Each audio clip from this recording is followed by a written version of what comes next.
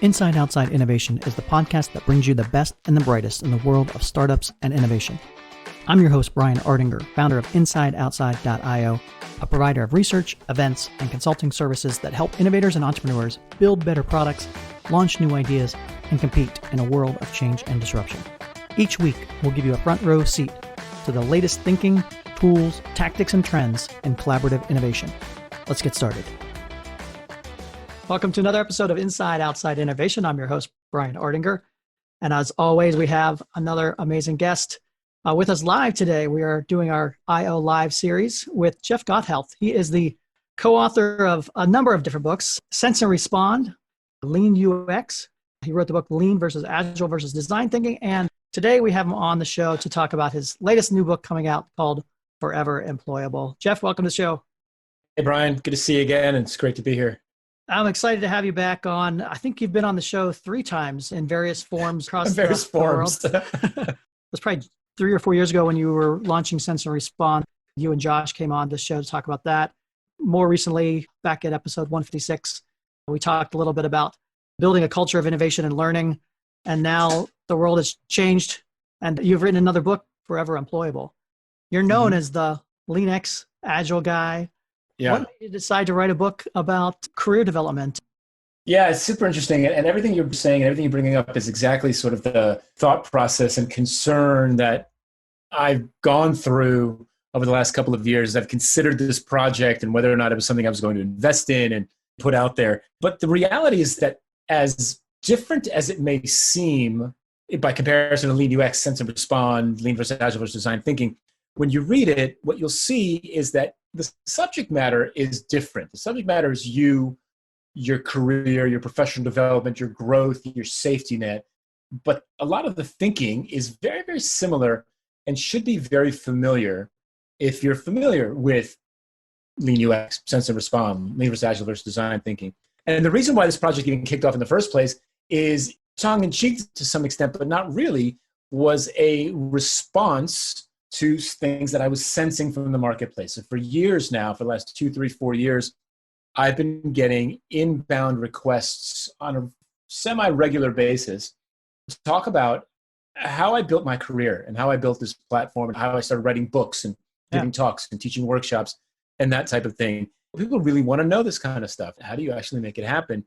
So I added an item to my backlog that said, write something about this, like tell this story, that type of thing. And I was maybe do a Medium piece about it or a blog post or whatever. I'd been thinking about doing it, but never kind of kicked off anything about it because, again, it really felt outside of everything else that I was doing. And then about 8 months ago or so, I had to give a talk for a private community of product leaders primarily. And the talk they wanted me to give was the author's journey. That was what they called it. Again, another request, right? Another inbound piece of feedback from the market that says there's a desire to hear this story. And so I wrote a 45-minute talk that told this story, at which point I was like, I have a story arc now. I've got a slide deck, right? This is basically a table of contents for a book. After a conversation, and still delayed, so I dragged my feet a little bit, but after a conversation with some folks, finally kind of got the kick in the butt to make it happen. So really it was a lot of sensing and responding, and eventually just not being able to ignore the inbound evidence. The timing is impeccable in a lot of different ways. The last couple of months, we've been thrown into a pandemic, and a lot of people are questioning this whole idea of disruption, and it's a little bit more real to folks. And so I think a lot of people are at that point where they're starting to reevaluate, hey, what am I doing? And the world of work is changing. I'm changing. From a timing perspective, you couldn't be better time to tell people about some of the tricks and tips and ways to go about that. Let's talk about the changing world of work. You talk about how you have to create yourself as an invincible career and this ability to be forever employable. I talk a lot about this idea of having a portfolio career. It used to be you could be a product developer for your entire life, and that was what you did. But now people have different / jobs. I'm a podcaster. I'm a newsletter writer. I'm a director of innovation at a big corporation. Whatever it is, it's never one thing. So let's talk about the world of work. How are you seeing it? And are you seeing this pivot to this career that's never one career? There's a tremendous amount of volatility and unpredictability in your career. My best friend, his father worked at DuPont Chemicals for 40 years. Can you imagine? No. Right. Right. I mean, right. Like that concept is so not reality anymore. And I do a lot of work in financial services and in banks and that type of thing. And I meet folks who've been at the bank for 20 years, 25 years. Even those numbers to me are unheard of, right? And I think that the kind of volatility that we're seeing today, hopefully not to the extent of the pandemic, Sure. but nevertheless is going to become commonplace, right? This idea of evolving markets, market shifts, competitive shifts, economic shifts, geopolitical shifts. The organization that you work for may not be as stable as you think or as you'd like. And frankly, the loyalty that you might expect from that organization is probably not as stable as you'd like. I mean, right now, good people are getting laid off right now because the pandemic is challenging these organizations to stay in business in a way that they've never been challenged before. And so good people are losing their jobs. People who didn't do anything wrong, who did a great job, who were not the bottom 10%, like the Jack Welch, let's take this as an opportunity to cull the herd. These were good people. Look, I know this. I spent the first decade of my career following that standard career path. So applying for jobs, interviewing for jobs, getting my resume in shape, and then doing it again, and then doing it again for a slightly better title, a slight bit more money, like just kind of playing that game. And every time there was a layoff, every time there was a seismic event in the market, I would start to panic. And I would see the panic in my colleagues as well. Like, oh, I got to get my resume in shape. I got to start applying for jobs. Oh my God, my portfolio is out of date. All this kind of stuff. And that is a crappy way to live. And I don't believe that you have to live that way. I believe that you can create a situation where it's clear to the world what value you provide.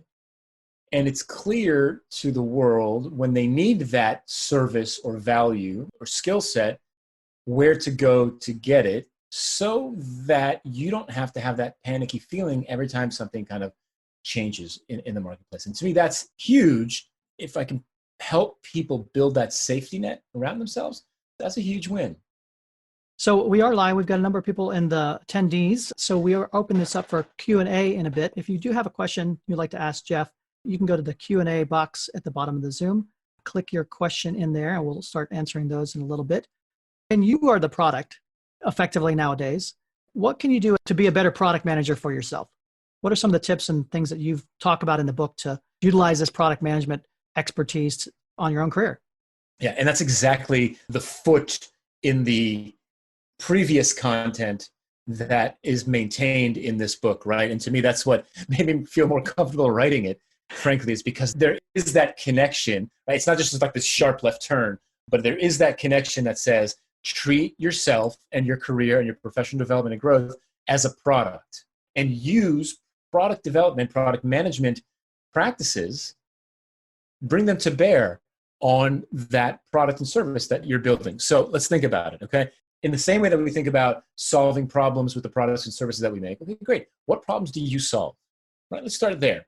And again, this comes back to the value that you deliver. So what problems do you help solve? Well, I help people innovate more successfully. I help organizations become more agile, lowercase a, right? I help organizations focus more effectively on their customers. Whatever it is, right? What is value? If you can boil it down, what is the core value that you provide? That's number one. Who do you provide it for, right? Who's your target audience, right? Who are your personas? And my friend Jeff Patton is going to laugh when I say this because I always fight with Jeff about, he loves to say that organizations can have a persona. You can make a persona for an organization. And I like to argue that organizations aren't people and that you have to make a persona for a person inside the organization. However, in this particular case, I might side with my friend Jeff and say that if you're solving problems, if you have a target audience for who you're solving problems for, you could say, I help solve these problems for legacy financial services institutions. I help solve these problems for law firms. I help solve these problems for plumbers. I think you can create sort of a target persona of an organization here as much as a person. What benefit will you bring that person? Reduce their time to market. I will help them be more competitive, right? That thing. And then how will you get there? Like what's the hypothesis? Like, how will you do that? And so you kind of break it down that way, and you start to think through all of these assumptions that you have about the service that you provide, and then start to identify hypotheses that you can write about value that you can bring. And most importantly, and this is where it gets really interesting, and I think new for a lot of folks who are going to read this book outside of product and tech, is the measure of success. For a lot of folks, their measure of success is going to be, well, I launched my YouTube channel, I published my blog, and that's output, right? So if we come back to outcomes over output, right? Again, a foot in innovation and product development. What is the outcome? If the YouTube channel resonates, if the blogs that you published succeeds, if the podcast that you're putting out is working for you, what is the behavior change you want to see in your target audience? Well, I want to see them listening. I want to see them sharing. I want to see them reaching out and saying, I want to hire you, right? I want to bring you in to give a talk or teach about this. All that stuff is 100% applicable to you and your career and your professional development. Hey listeners, we wanted to pause this episode and tell you about our sponsor, RSM. In this fast-paced environment, you need an advisor who thinks ahead and rapidly responds to your challenges and changing needs. And RSM is that partner. With audit, tax, and consulting services, RSM is your business advisor who takes the time to understand your industry, your goals, and your opportunities, then works with you to turn innovative ideas into reality. Find out more at rsmus.com/io.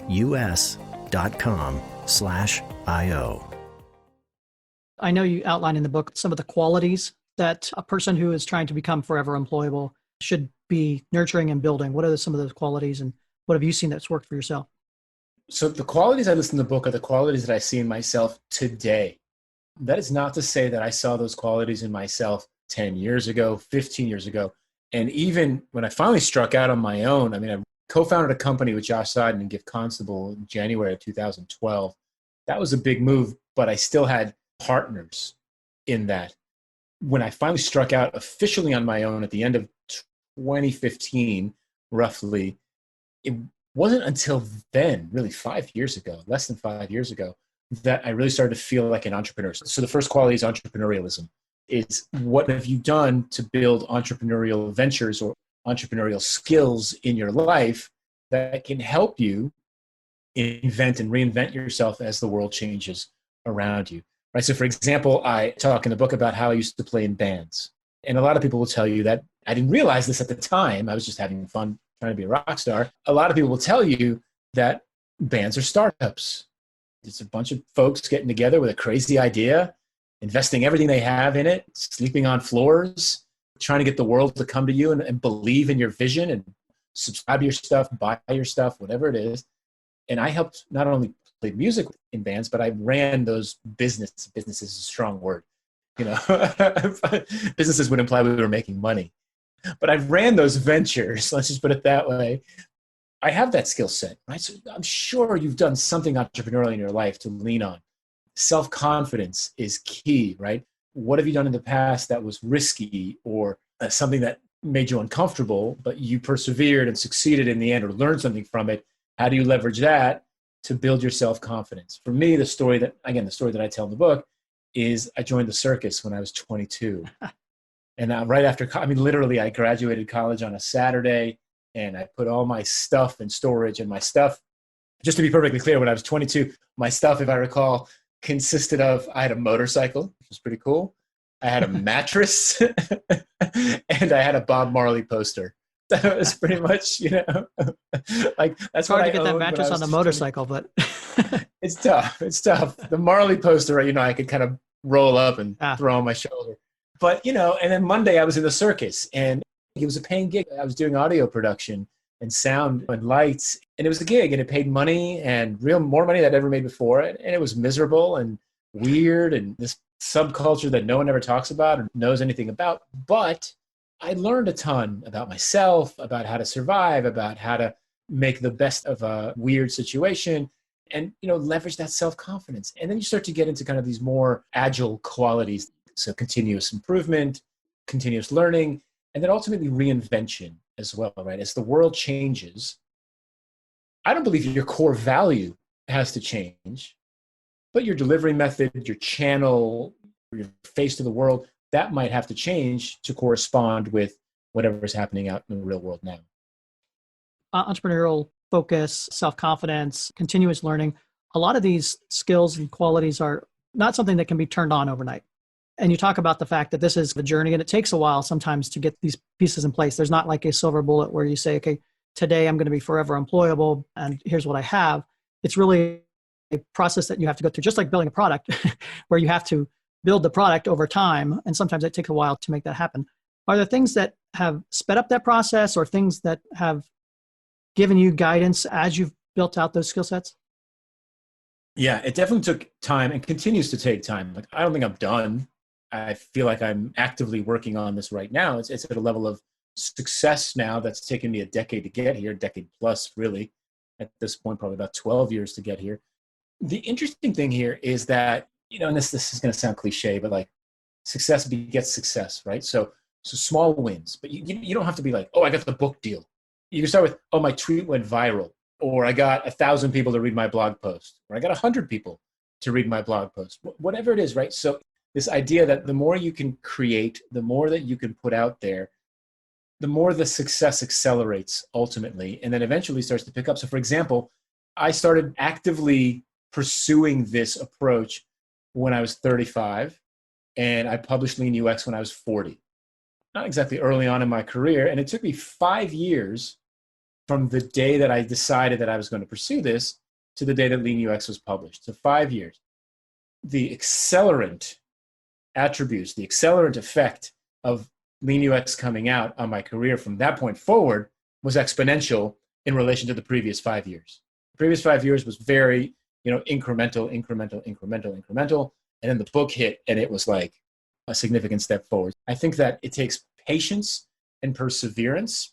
One thing, I'll just a quick aside, I've started a series of interviews, not unlike these, called Forever Employable Stories, and they're on my blog. They're at jeffgothelf.com. I've done 2 so far. I've got 3, 4, or 5 of those lined up for interviews, and I'm going to post them as they get finished up on the blog. The first 2 people I interviewed, one is a guy named Joel Hoekstra. He's the current guitarist for Whitesnake, which made me happy to an extent that I can't begin to convey. And certainly 16-year-old me was extremely happy about that interview, especially being my first. And the second guy was a celebrity photographer and designer named Mathieu Bitton.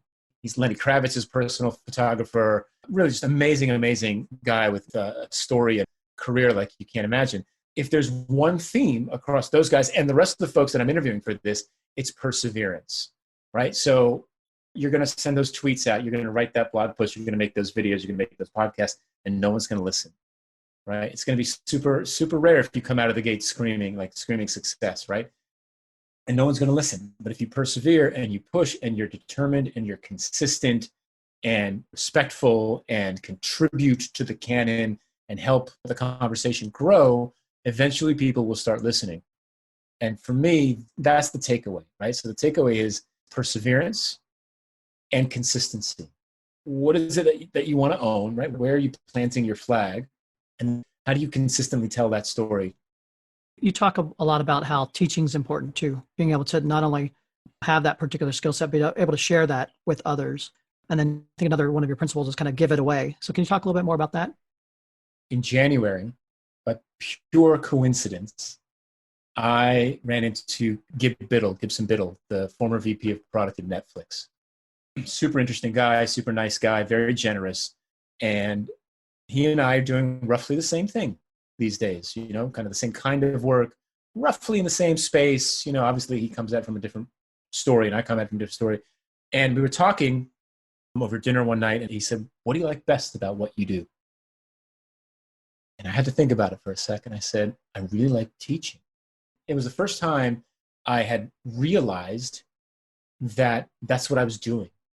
It wasn't the first time, but it was the first time I'd accepted it, right? Accepted it that I'm a teacher.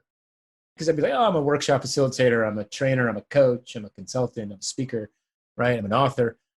Boil all that down, I see myself now as a teacher. And that's something I never, ever would have expected 10 years ago, 15 years ago, even 5 years ago. And so, I find it incredibly rewarding to just get out there and share what I know with folks, share my experience and tell my stories, right? Sure. And if they get something out of it, that's a huge win. The nice thing about it is I get better at telling my stories the more that I teach them, because you get practice, you get feedback, You get receptive audiences, you get less than receptive audiences, and you need to be able to handle yourself in those situations and be able to convince people regardless of what's happening there. I'm using it not tongue in cheek, but there's this sense and respond loop when you're teaching that allows you to improve the thing that you're teaching. The satisfaction that I get from people telling me that I've helped them, I've made them more successful in their career. And now I'm starting to get feedback from folks like, wow, you've really made me think about what I should do in my career with my next step forward. That kind of stuff is meaningful to me. It makes me feel like I'm making a difference and like I'm having an impact, which has always been the case. So that's why teaching, I think, is really important. You asked about giving it away. That part is really, that's come late.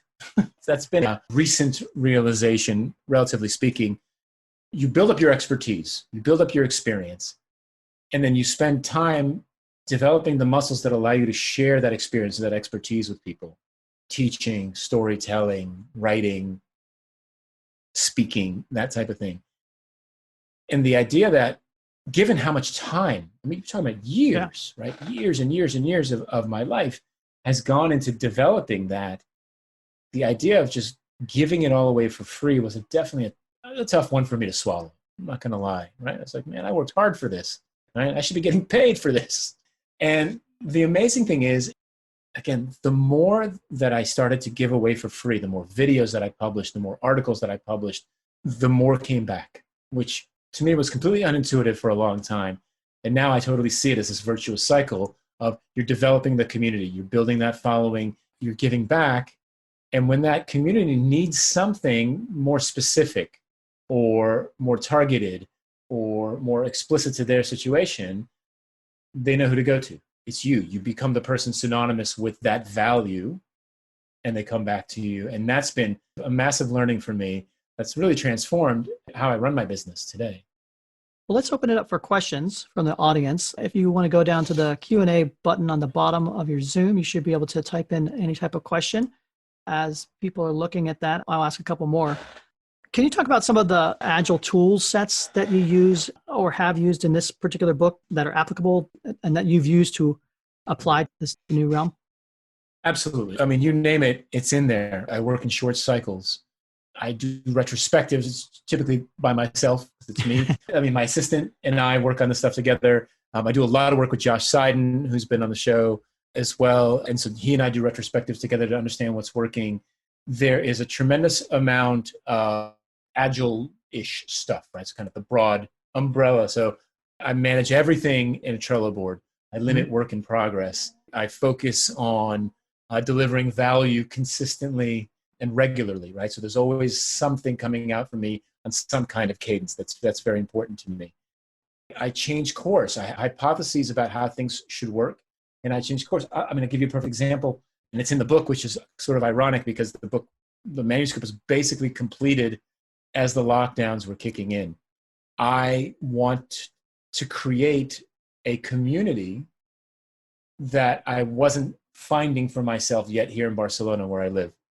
And so I decided to go and create this particular community. And I created a meetup, and I invited the people who I wanted to be in that community to join me. And it was a very specific type of meetup for executives, right? Digital executives. And we held our first in-person meeting, and it was fantastic. And the hypothesis was, look, I'm going to build this meetup. I'm going to grow it to some size that was going to make me happy, but not too big. And then from that, we were going to start to generate more local work because I was getting tired of traveling and I wanted to generate local work for myself. Right? That roughly was the hypothesis. But we had one meetup and then the quarantine hit. And the meetup was amazing. It really was. It was just this amazing confluence of really smart, interesting people having a great conversation. And then the quarantines hit. We couldn't do it anymore. And everybody was like, oh, crap, my company's imploding. My company's got to reinvent itself. We've got to, all this. And it took us a long time. And so like that sort of poofed for a little bit. And we're trying to restart it now as a virtual meetup until we can get back together in person, right? And so there's all this stuff of like, I had a hypothesis, something changed in the world. The first virtual attempt we tried didn't work as well as the in-person attempt. So I don't know what I'm going to do with the next. All that stuff, it's baked in. I mean, I dog food that every day, all day. I like the concept of experimenting. I think what troubles some people probably is like, I don't mind experimenting in work, but experimenting on my livelihood or my career is a little bit more threatening or whatever. But if you take the perspective of this as a mind shift of I'm doing a small project or a small experiment, it probably takes some of that burden away, or the fact that not every decision has to be the biggest, boldest decision you've ever made. It's like, how can I incrementally improve, incrementally build, incrementally grow, and experiment in the marketplace so that I can grow my career? It takes away that fear of I've got to find my next big gig because that's what's going to make my livelihood the next thing. That's exactly right. And so that's kind of the next step, right? So you've got this hypothesis, great. How do you de-risk it? De-risk it by running experiments. And those experiments could be anything from, I'm going to tweet about this topic for a while and see if I can build up some expertise and some recognition about it. For years, when I was employed full-time, I moonlighted. I would pick up 5 to 8 hours a week of moonlighting work, and I would do it on my commutes, early mornings, late at nights, weekends before everybody woke up, that type of thing, to see if that was the next thing I wanted to do. And if it was, great. I was already building up an expertise in it and some portfolio work.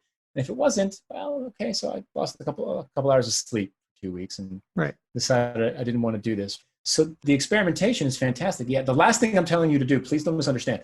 The last thing I'm telling you to do is quit your job and start writing a blog, right? Because that's going to pay your bills. It's not, at least not right away, right? And so figure out how to test your idea. Like, don't go spend 10 grand on a YouTube studio in your garage, right? Buy a $10 tripod and point your phone at your face and talk about your expertise for 5 minutes and put it online and see what happens, right? Yeah. Those are your experiments. So we got a question coming in. Hi, Jeff. What is your advice to college students who may still be unsure or undecided of a future career path? How can we build our professional brand when facing uncertainty, or the idea that you don't know what that is yet, that expertise that you can share?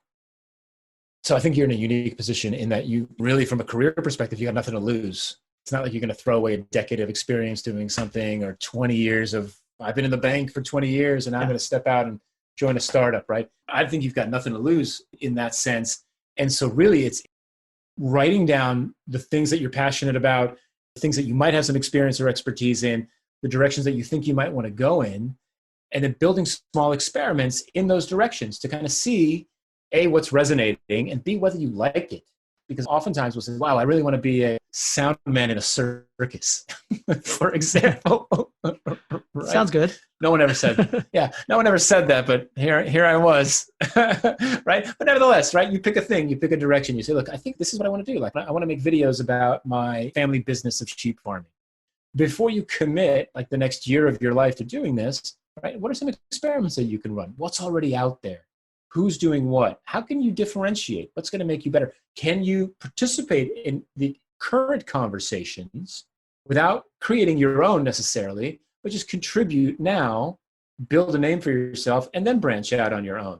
There's a tremendous amount of opportunity for you and very little risk at this point, because if it doesn't work, let it go and we move on to the next thing. And as stuff starts to land, the potential here is enormous, right? Because if you can find it in your mid to early 20s, even your late 20s, find that flag and you start to build up around it. By the time you're in your 30s, you got a decade's worth of experience and a body of work around this. That's tremendous. It's tremendous. Very, very few people have that kind of body of work around themselves in their 30s, right? They have a resume, but not that content ownership that you might have.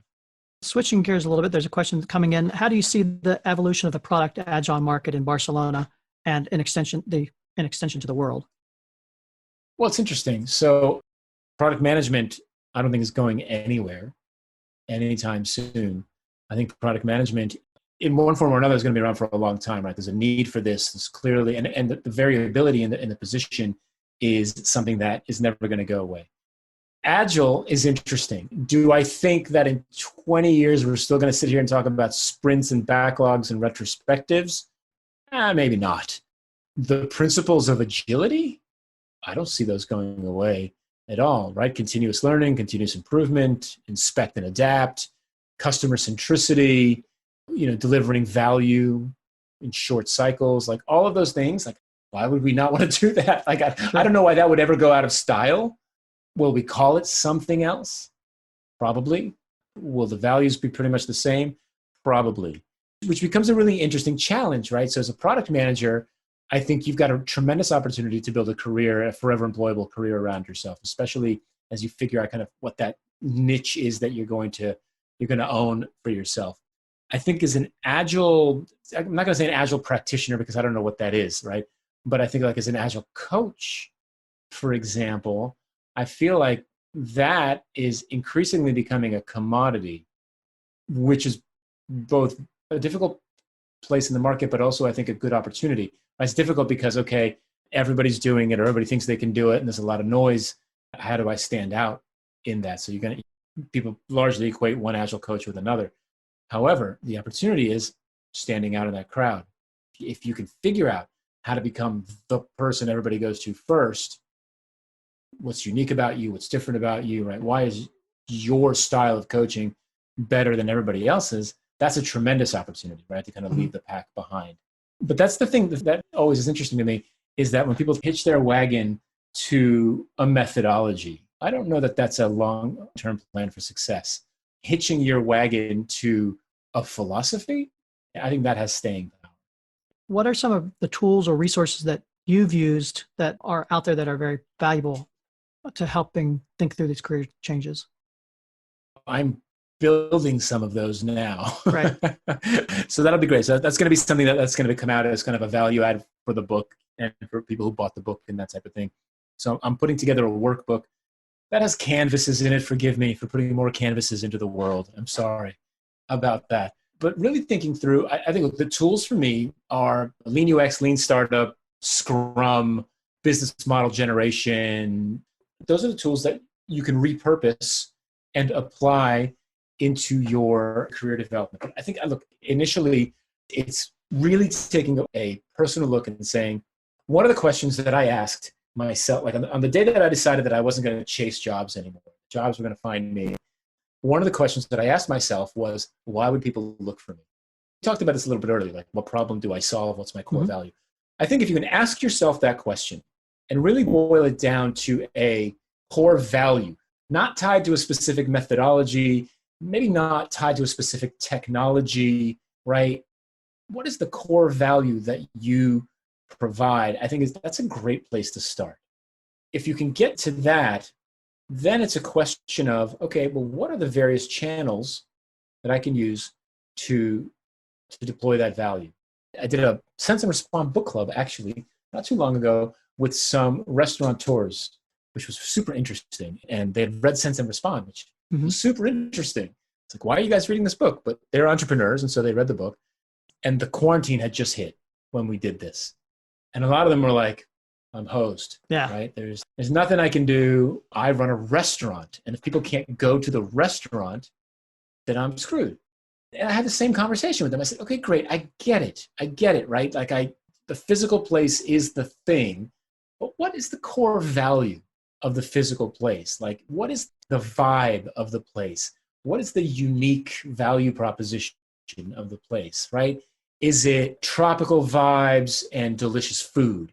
Is it beautiful people mingling with other beautiful people to lounge music? Like, I don't know. Like, now you can't recreate it in the physical space for the foreseeable future. How do you create it in another space? And to me, that's entrepreneurialism. That's creativity. That's design. That's product management. That's development. That's fun for me, right? And some of those ideas are going to suck. Don't sink your life savings into them. Incrementally test them and figure out which ones are actually going to be the next way for you to either recreate what you did before or at least to survive until you can get back to doing what you did before. Excellent. Yeah, great stuff. Jeff, thank you so much for coming on Inside Outside Innovation again to tell us a little bit more about some of the new stuff you're working on. If people want to find out more about yourself or the new book, what's the best way to do that? foreveremployable.com, which will take you to my website, which is jeffgothelf.com. So everything's there. If you go to jeffgothelf.com, everything you need is there. Get in touch with me, see all the books. Everything's there. Well, thanks again for being on the show. For other folks that want to continue the conversation about innovation, technology, talent, and the new world of work, please tune into InsideOutside.io. We are having a couple new opportunities for folks to have these IO Live events. So on May 22nd, we've got Fernando Garibay, the DJ entrepreneur person who's ran the Lady Gaga's Born This Way tour. is going to be on live with us. And then the following week, we have Henrik Wetterlund, who is the founder of BarkBox and a new book called The Acorn Method. So those are a couple new ones out. Check out our podcast. Episode 200 just dropped today. So appreciate everybody being part of the community. Thank you, Jeff, again for being on Inside Outside Innovation Live here, and look forward to seeing everybody the next time. Take care. Pleasure. Thanks, Brian. That's it for another episode of Inside Outside Innovation. If you want to learn more about our team, our content, our services, check out insideoutside.io or follow us on Twitter @the IO Podcast or @Ardinger. Until next time, go out and innovate.